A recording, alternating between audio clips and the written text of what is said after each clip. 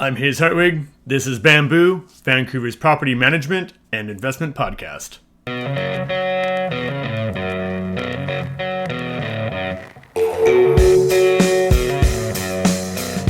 Welcome back, Peter.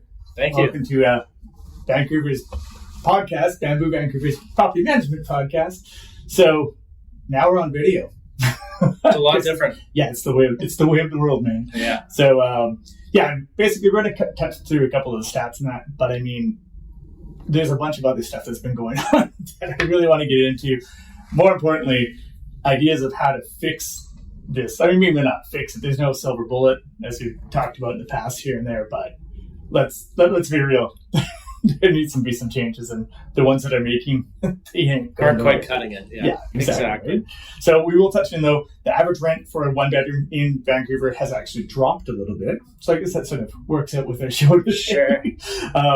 Down to $2,383. So, I mean, it's not astronomical. I don't know where everyone's going with the extra $20, but enjoy it. Yeah, a small decrease, I guess, which is unusual, I think, honestly, for the summer, for August. Absolutely. Right. But this year's kind of been a little bit stagnant, I think, in general. It's kind of been up a bit, down a bit, but not climbing steadily like we've seen in last year for sure. Well, yeah, for sure. And as well on the sales side, there's a heap of them on there. It seems like everyone's just kind of chilling right now. We're going real West Coast, I guess. Yeah.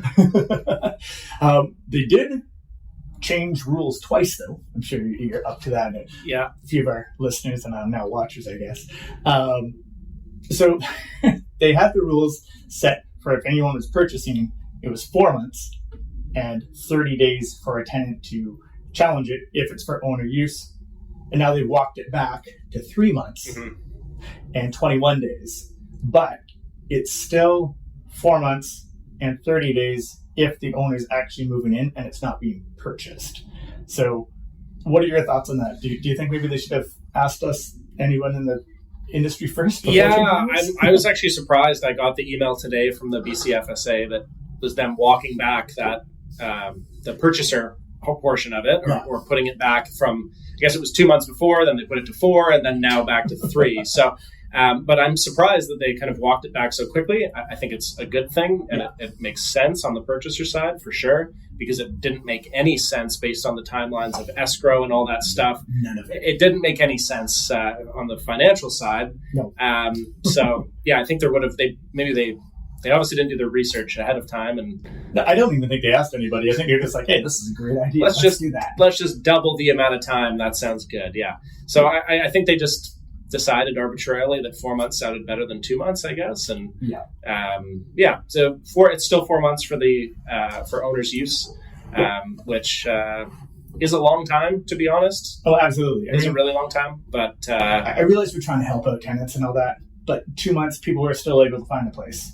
So, yeah, I mean, if you're not able to find a place in 2 months, then 4 months, it's not going to get that much easier, to be honest. Are you applying yourself? It usually doesn't have. I feel like usually the problem with finding a place does not have to do with the amount of time you have. No. It has to do with the fact that the price is super high. Yeah, right? Absolutely. And that doesn't really do much to address the price difference. Although potentially, I guess the idea is that landlords are going to be less likely to move in if they have to wait that 4 months. So yeah, mind you, with the new rules that came out earlier this year, if they move in, they have to stay there for 12 months anyways. For 12 months, yeah. So it seems like owners are pretty unlikely to be doing that. Yeah, I mean, it's definitely to get rid of the bad players in bad faith. Yeah, of course. Which I understand, and I'm all for it. I know. The biggest problem, right, is that the system would work wonderfully if everybody always acted in good faith, tenants and landlords. Yeah, right. But there's always going to be bad actors out there that ruin it for everybody else. Absolutely right. It's the way of the way. Yeah. Also, interestingly, a colleague was looking through the portal that you have to fill out and all that. Okay. They're asking for some interesting questions. I haven't checked it out yet. Yeah. Well, one of the ones is they ask for the age of the buyer, which is interesting because I'm assuming you're able to go into a legal contract. So who cares? None of your business. Yeah. As well as the makeup of the family. So, is it mom, dad, is it a kids? nuclear family? Is it 2 dads? So it's just all this stuff. If that really matters. Right. Is that maybe so that you, because I guess some of the questions are like, Is it maybe to determine like if the family members are allowed to move in? But I mean, if they're purchasing it, it doesn't matter, right? And for owner's use, I guess that would. Yeah, for owner's use. It would make sense, but for purchasing, yeah, you're right. Yeah. It just seems like a little bit. That's kind of weird. Yeah, it's like someone just like just throw it in. We're asking for stuff. It's stuff that's on your driver's license. Except it's not. But yeah, and that's the other thing that's interesting is because we're still governed by the privacy. Mm-hmm. So, which one takes precedent? I'm going to now dump your information to somebody who you don't know. Yeah, I don't know. It seems like a little overstepping. Have you gone through the whole process on the portal? No, I have not gone through the whole process. Just curious, like kind of how long it takes, and Yeah, no, my colleague just sort of opened it up to see what was going on. Yeah, okay.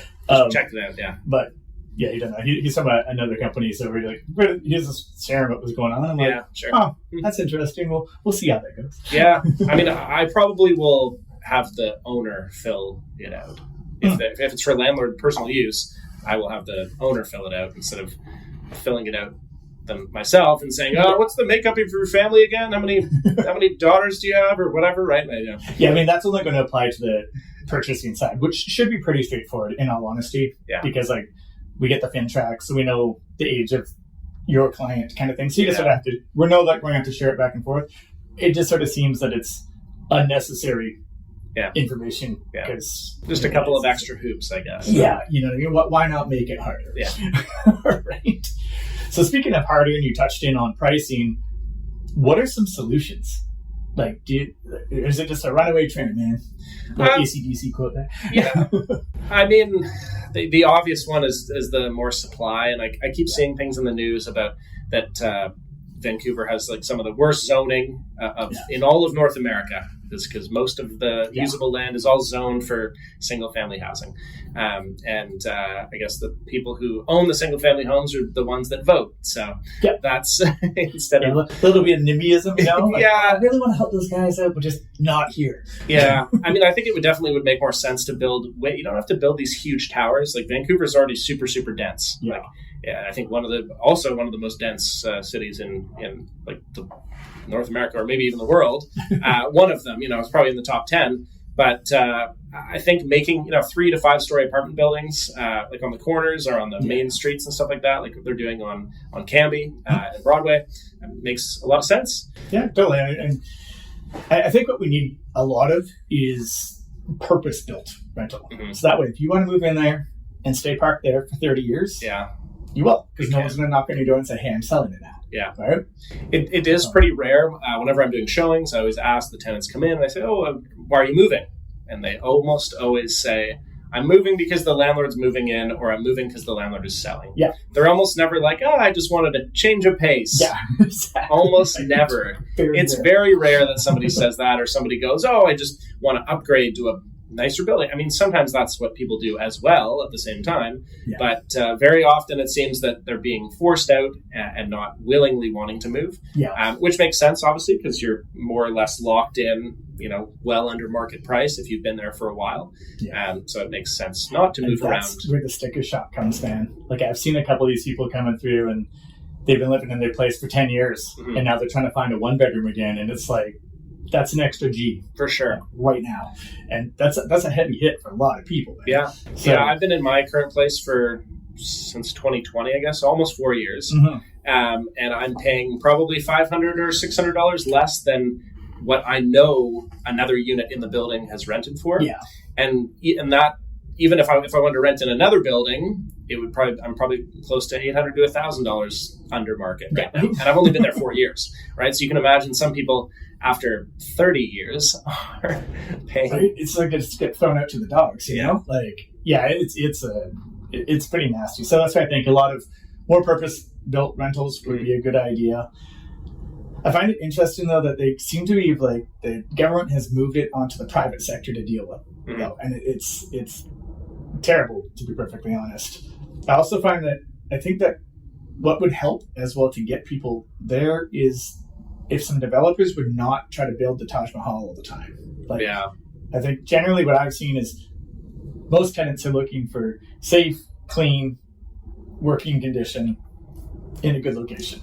These are the things. I totally agree, but I think honestly one of the biggest problems with that is that it's not that much more expensive for them to build luxury stuff, right? Like adding a couple luxury finishes on, I feel like doesn't actually add that much to the total price, the cost of building these places. But at the end of the day, they can sell it for way more if it's got a nicer fridge in it, or some nicer countertops and cabinets and stuff like that, right? So I think the value for them is building these.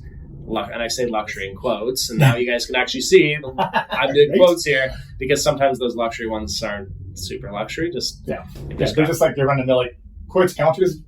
Everybody, I know, cool. Yeah, like me too. Not that special at this point, but I think that's kind of one of the biggest things is there's no real market for, from the developer's perspective, for building cheaper stuff. Well, and that's sort of like the thing that's interesting with it as well, is that with all these tightening of rules, it makes it unattractive to be a landlord. So if I was going to build a purpose-built rental, do I want to be a landlord for 100 units? Like, I don't know. Yeah. Well, honestly, what I've heard, and now I have no idea how accurate this is, but what I've heard from people who own those kind of apartment buildings is that the actual like rental income and stuff like that is not very good, and you're more just waiting and sitting on the land and then hoping that in 20 years you sell it to a developer or sell it to somebody else who will build an even bigger place on it or stratify it and pay you a bunch more money. I think it's mostly a land play as opposed to I'm making this is really great managing all these tenants in this building. I live in an all rental building, and I love it personally, just because I feel better. I've got the safety. I know I can't be kicked out unless they tear it down, which it's a 10-year-old building. So. Yeah, or unless you do something incredibly dumb. Which is possible. It's possible. But I mean, that's the thing, though. At least even if you did something incredibly dumb, it's going to take a long time to get booted out, because it takes a long time to go through the RTP. I'd like to think that I wouldn't do something dumb enough to get kicked out of my apartment. They make it pretty awkward. Yeah, exactly. But and even with the RTP, they've now added more staff, which is good, and they're really happy. They sent it down to, I think it was 4 weeks now. That's still a month. It's a long time, but honestly, luckily, I haven't had to go through an RTB in a little bit. I haven't. It's been a while, which is nice. Yeah, I feel like last year was my year of RTBs. I was going through them more often than I wanted to be. Yeah, and then this year so far, knock on plastic, whatever this is. Wood. But I'm hoping that I won't have to deal with it. But if it's down to 4 weeks, that's not bad. Yeah, I mean it's a little bit more reasonable, and I think a lot of the time it always comes down to communication. Like, I haven't had to go to the RTB a lot because I'm good with most of my tenants, and they're like, hey, I can't afford to be here anymore. We say, okay, well, how about you move out then? Kind of thing, right? And we sort of try to work together to do this instead of just bang, bang, bang, bang, bang all the time, right? And it's like, there's no reason to be in a massive conflict if you can avoid it by just being nice. I feel like in general I'm able to avoid that kind of stuff just by even just responding to, because some people just like to they tell you something and they want you to reply and be like, yes, I've heard what you're saying, and I'm either working on it or I'm not working on it at this time, but I've at least replied to you. Because sometimes it's just a response. Like sometimes people don't even sometimes people don't even have like an actionable thing. They're just like, I just want to vent a little bit to my property manager, and I say, I totally understand. I empathize with you. I empathize with you. I've got a water leak going on right now, and the tenant who lives there, she was quite upset that this had happened, and she said, the owner needs to deal with this right away. And I said, the owner is going to deal with it right away, but it's not going to be a right away thing. Yeah, but boom. Unfortunately, I wish I could just snap my fingers and everything would be fine, and all the water damage would be gone, and it would be dry, and then all the baseboards and all that would be back to normal. But then I would, if I could do that, I would own a restoration company, and I would make some extra dough on that. Man. Holy cow! But unfortunately, it's going to take 3 months probably for everything to be totally back to normal. Oh, absolutely. And plus, you have to take into like the extra electrical bills, because running the fans for 4 days, 5 days straight. Yeah. It's a big drop. I think it took 7 or 9 days to dry out the unit. It was a lot of water. It's a big deal, right? But she was quite upset, and I said, look, I'm the owner's doing everything they can. I'm doing everything we can. I'm waiting for insurance. Wow. You can't just start. Did the tenant have insurance? I don't believe so. See, there's the problem. There was the problem. Yeah. Yeah, I told her you should contact your tenant's insurance. Yeah. And she said, oh, can you tell me what tenant's insurance I have or something like that? My God. Something like that. She kind of was asking, oh, what does the lease say about what tenant's insurance I had? And I said, get our wires crossed here. Those have nothing to do with each other. Yeah, so that least said you're supposed to have your tenant. That's what the lease That's what it did say. You missed that part. So, right? yeah, it's all fine now. But at the end of the day, she kind of just wanted me to write back to her a couple times and say, this is what's happening. And, but here's the timeline, or here's as much of a timeline as I can give you. Yeah. So, yeah. Yeah, it's funny because we just had Jansen on, I guess last month, and he was talking about insurance. And it's like, $40 to $60 generally. I'm like, dude, honestly, that's a pizza. a friend of mine just moved into a new place in North Van, and his is like $12 a month. Yeah. I think he's getting a 15% discount from BCAA or something like that. But still, it's like $12 a month. Yeah. So that if you have a flood come in, you're just like, I'm going to live here. You're going to pay for it. Yeah. Right. Yeah. So it doesn't make any sense not to. Yeah, absolutely. We're working on the water leak at the moment. So that's the way it is. Yeah, it's funny with the building stuff. Like, we'll get contacted from different tenants, but like, for instance, the building that I'm living in, I own in this building, our elevator breaks down, I swear to God, like every 2 months. So like, tenants must be calling the landlords at some point in time and be like, what is up with this building? Like, what are you going to do about it? So, I mean, there's obviously nothing they can do about it. It's just, it is what it is. The strata will fix it when the strata can fix it. Eventually. Yeah. I'm getting a really strong butt from all the stairs. Yeah. So, now you got visuals. Yeah. Good. Just what I needed. Yeah. Right. Perfect. But yeah, I mean, the thing though is that I think that the government has done a couple of good steps though. Like, I think that opening up the rentals wide open, I think was a great idea. Because everywhere that we went, there's always a wait list on it. So at least there's more rentals coming. The problem being, though, is that they don't come all at once. Mm-hmm. So, like, it's 5 on and then 5 get eaten up. So it's like type of thing, right? But yeah. I do actually think the Airbnb thing was good. I'm still seeing an influx of rentals, that probably were Airbnbs before. Yeah. So I think that's another good thing that they've done. For sure. But it's funny because I think it was The Sun just released a thing saying that it didn't have that much of an impact. Really? But we're seeing a lot of calls. I mean, I guess it's anecdotal. Yeah. There we go. So stumble over my words. Yeah, sometimes just, I don't know, just based on what I've seen. Obviously, I don't have empirical data to back it up. Of course I do. But from what I've seen, if you went online in the last couple months, there's a lot more rentals than you would have thought. Yeah. But that doesn't necessarily have anything to do with the price, because people can still, some people are more than happy to let it sit empty for months and months and months until some poor sap comes along and rents it for, Yeah, or until the vacant homes tax gives them a call. One of the two, right? Yeah, one of the two. Yeah. It's interesting. There's been a lot of calls lately coming in for furnished units. Isn't that odd? Yeah, not as surprising. I guess there's a company that's gotten into a little bit of trouble. And to remain nameless so that we don't get into trouble. To remain nameless, but a company that's gotten into a little bit of trouble that mostly deals with furnished listings. Yeah. I've been definitely getting some calls and like, hey man, hey.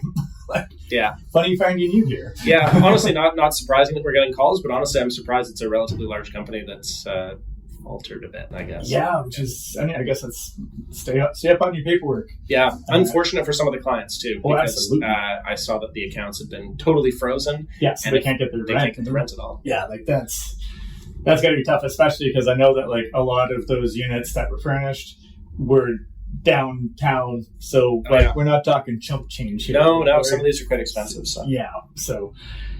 Yeah, I don't know. I'm sure a lot of people making alternate arrangements for their property management services. That's right. Absolutely. Yeah. So, man, but what else has been going on? Anything else going on in the rental world for you, man? I don't know. It's been the summer. I've been trying to get away from it all, actually. It's been a pretty... and it's been a pretty slow one gradually. So it hasn't been quite as hot as last year. Last year during August, I worked a ton because there were just so many rentals popping up and so many tenants moving and stuff like that. And it was busy. And it seems a little less busy this time. I think kind of goes back to what you were saying and what we were saying earlier about people not moving as much and chilling a little bit more. I haven't gotten as many re-rentals as I kind of expected. People are staying put. I did notice that SFU did kick off pretty good. I don't know. I haven't got anything out at UBC. The students, they're coming in droves now. Yeah. It is about that time, I guess. Yeah. I do have a property out by UBC that basically changes over every year. Yeah. Just because people leave. Yeah. I did. That was like my annual one that I always do, but I don't have too many out at UBC. So. Yeah, I'm saying like I don't have too many around the universities, but like when I did have the couple that I did at SFU, like just call after call after call. Like, holy cow, okay. Like I need more of these. Yeah, this UBC one, like I can put it live and I'll get like 400 responses. Yeah. Like it's crazy. Yeah, they need more student housing, obviously. Yeah. Well, they're learning early. Yes. that it's a problem. So they'll learn it in university, and then when they grow up and become full-fledged adults in the working world, they'll already know that it's an issue. Yeah, right. Jeez, man, that's dark. Cool, man. Well, I don't think we have much more to cover today, so thanks for helping out with the very first video Bamboo Vancouver's property management podcast. So thanks for listening if you guys have been here, and we'll see you soon in about 2 weeks.